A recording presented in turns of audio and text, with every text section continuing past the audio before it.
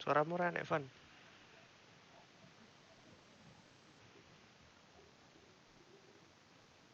Mikmu rembukano koyo. Oke. Ya. Tenan. Ngantuk Mbak ngantuk. Assalamualaikum warahmatullahi wabarakatuh. Waalaikumsalam. Kami dari Waalaikumsalam Kementerian warahmatullahi wabarakatuh. akan mempresentasikan implementasi teknologi bahan pada pekerjaan arsitektural yang terdiri dari Dwiki Ramadan dan saya sendiri, Fatur Rosi, Screen-nya saiki dan ya Ferdian ketok, Mbak. Febrianto. PPT-ne durung. Astagfirullah. Kali.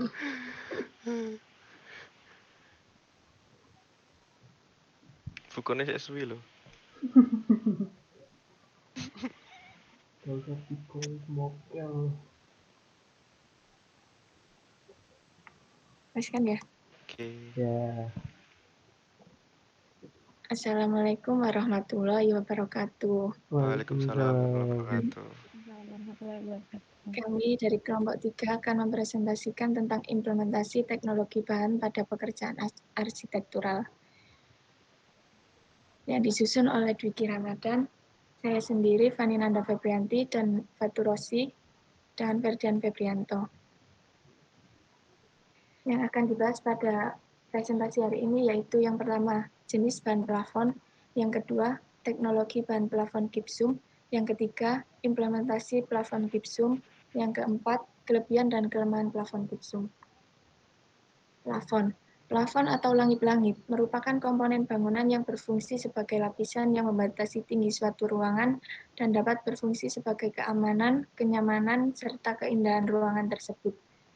Plafon adalah suatu elemen non-struktur yang terdapat dalam sebuah ruangan yang berada tepat di batas atap dan dinding pada sebuah bangunan.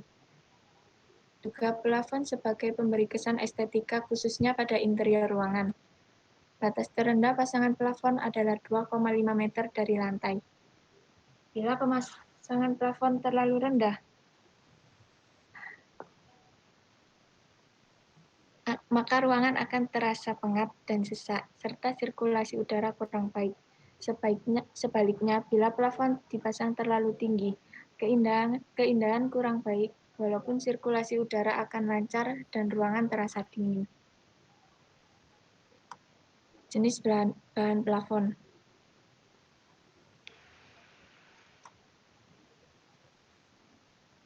Plafon adalah bagian dari konstruksi bangunan yang berfungsi sebagai langit-langit bangunan. Pada dasarnya, plafon dibuat dengan maksud untuk mencegah cuaca panas atau dingin agar tidak langsung masuk ke dalam rumah setelah melewati atap. Namun, pada saat ini plafon tidak lagi hanya sekedar menghambat panas atau dingin, melainkan juga sebagai hiasan yang akan lebih mempercantik interior suatu bangunan. Biasanya dibuat dengan ketinggian tertentu. Namun sebagai variasi, ada juga yang dibuat tidak selalu rata. Dikenal sebagai plafon drop ceiling.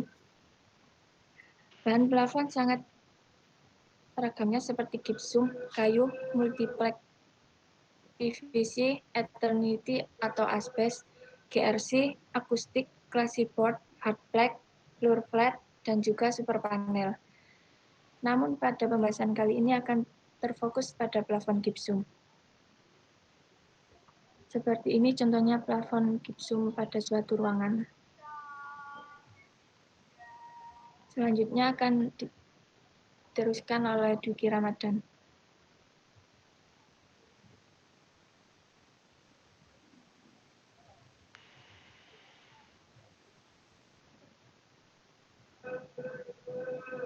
Untuk selanjutnya yaitu teknologi bahan plafon gypsum.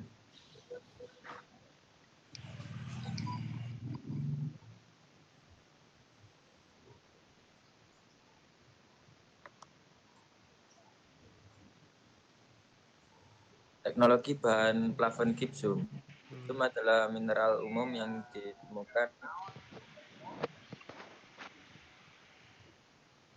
ditemukan di batuan sedimen di setiap benua. Penggunaannya kembali ribuan tahun ke piramida besar di Mesir. Di zaman modern ini digunakan untuk membuat papan dinding dan plester untuk bangunan perumahan dan komersial. Plafon gipsum merupakan lapisan gipsum yang diapit di antara dua lembar kertas tebal. Gipsum lebih kecil dan digunakan dalam plafon gantung. Plafon gipsum juga dikenal sebagai drop ceiling. Ya, untuk papan gipsum memiliki ketebalan yang bervariasi dari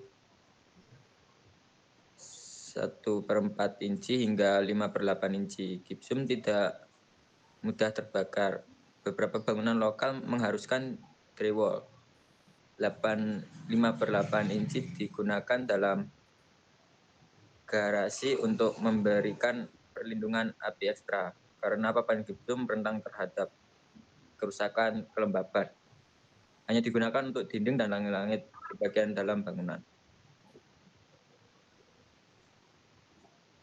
Ya, ini contoh dari gipsum.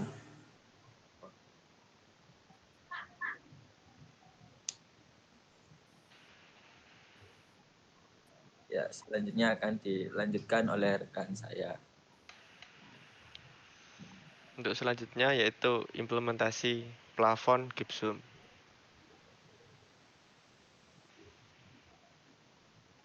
Untuk yang pertama yaitu marking elevasi plafon dan buat garis sipatan. Kemudian yang kedua,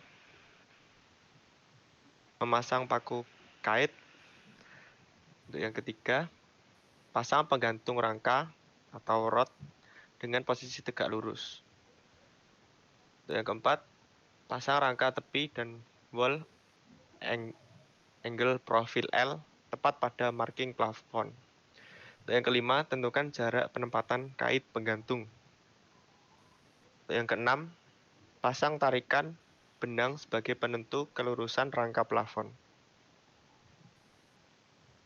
Selanjutnya, pasang rangka utama atau top cross rail dengan jarak 1200 mm. Kemudian pasang dan kencangkan klip atau rod.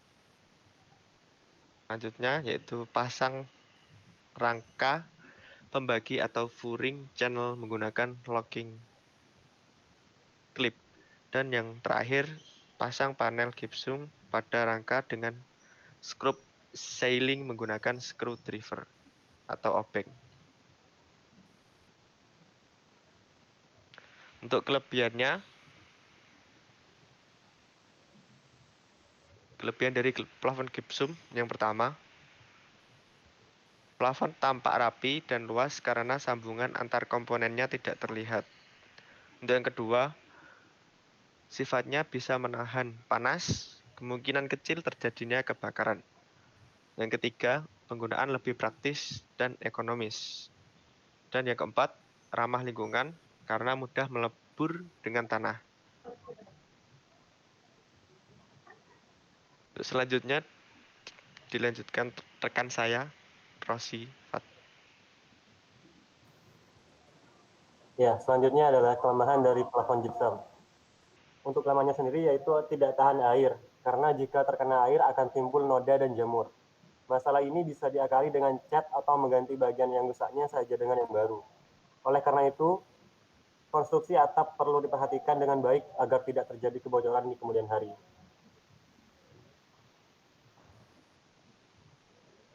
Kemudian kesimpulannya adalah bahan plafon sangat banyak ragamnya seperti gypsum, kayu, multiplex, metal, PVC, Eternity atau asbes, GRC, akustik, calciboard, hardplex, dan lainnya.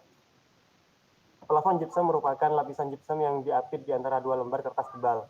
Papan gypsum memiliki ketebalan yang bervariasi, dari 1/4 inci hingga 5/8 inci. Gypsum tidak mudah terbakar. Beberapa bangunan lokal mengharuskan drywall 5/8 inci digunakan dalam garasi untuk memberikan perlindungan api ekstra. Terdapat dua implementasi dalam plafon gypsum, yaitu langkah pekerjaan dan finishing. Plafon gypsum memiliki kelemahan dan kelebihan, namun tetap banyak yang menggunakan jenis plafon ini karena kelebihan jauh lebih banyak dibanding dengan kelemahannya. Sekian dari saya kembalikan ke moderator.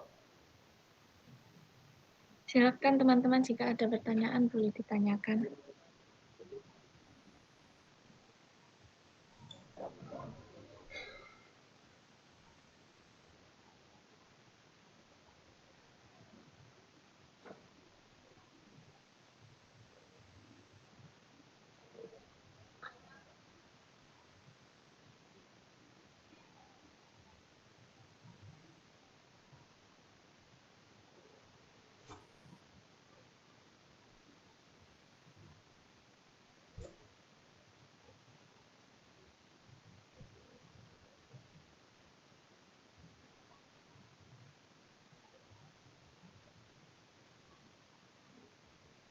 Jika tidak ada yang PPT-nya bertanya, bisa di grup juga ya. gimana? PPT-nya bisa di grup. Oh,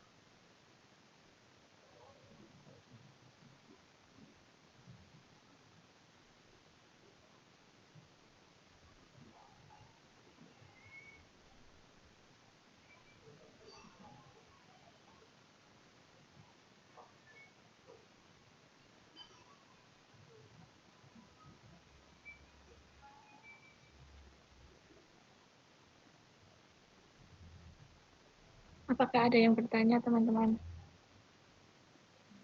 Teman-temannya pada ngantuk. Tidak. Apakah Fikri mau bertanya? Cukup.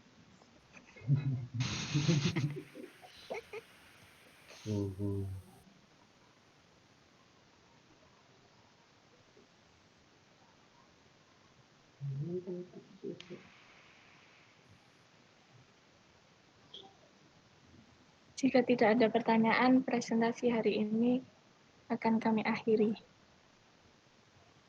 Mohon maaf jika ada kekurangan atau kesalahan kata. Terima kasih. Wassalamualaikum warahmatullahi wabarakatuh. Waalaikumsalam warahmatullahi Waalaikumsalam wabarakatuh. warahmatullahi wabarakatuh.